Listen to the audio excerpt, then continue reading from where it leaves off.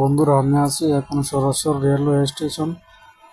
তো আমি সরাসরি হইতে ঢাকার উদ্দেশ্যে রওনা দিব বিকাল 4:30টায় ট্রেন, অর্থাৎ 4:45টার দিকে কিশোরগঞ্জ এক্সপ্রেস ট্রেন এখানে আসবে। তো এটা দিয়ে ঢাকা রওনা দিব। এটা হচ্ছে সরাসরি রেলওয়ে স্টেশনের অপোজিট সাইড, এটা হচ্ছে সামনের সাইড। সরাসরি রেলওয়ে স্টেশন কিন্তু সে ব্রিটিশ আমল থেকেই চালু রয়েছে। এখান দিয়ে প্রতিদিন বিজয় এক্সপ্রেস, তারপর চট্টগ্রামে একটা ট্রেন, ময়মনসিংহের ট্রেন এদিক দিয়ে যাতায়াত করে, 11 সুন্দর প্রভাতী এগুলো এদিক দিয়ে যাতায়াত করে কিশোরগঞ্জের দিকে। তো এখন প্রায় 5:45 বেজে গেছে, ট্রেন কিছুক্ষণের মধ্যে এসে পড়বে।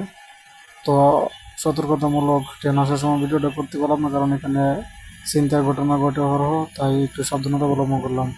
আর এটি হচ্ছে রেল স্টেশনের একবারে শেষের অংশে।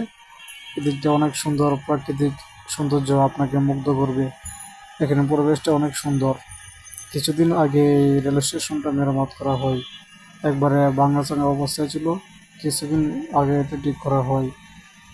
এখান থেকে বাজিতপুর, কুলিয়ারচর, তারপর ভৈরব হয়ে এটি ঢাকা যায় এই রেলে স্টেশন হতে।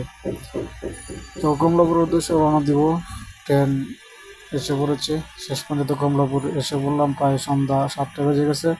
সরাসরি হইতে ঢাকা আসতে প্রায় আমার 3.5 ঘন্টার মতো সময় লেগেছে। তো এই ছিল আজকের ব্লগ ভিডিও। অবশ্যই ভালো থাকবেন, সুস্থ থাকবেন। অবশ্যই দেখা হবে অন্য আরেকটি ভিডিওতে। আল্লাহ হাফেজ।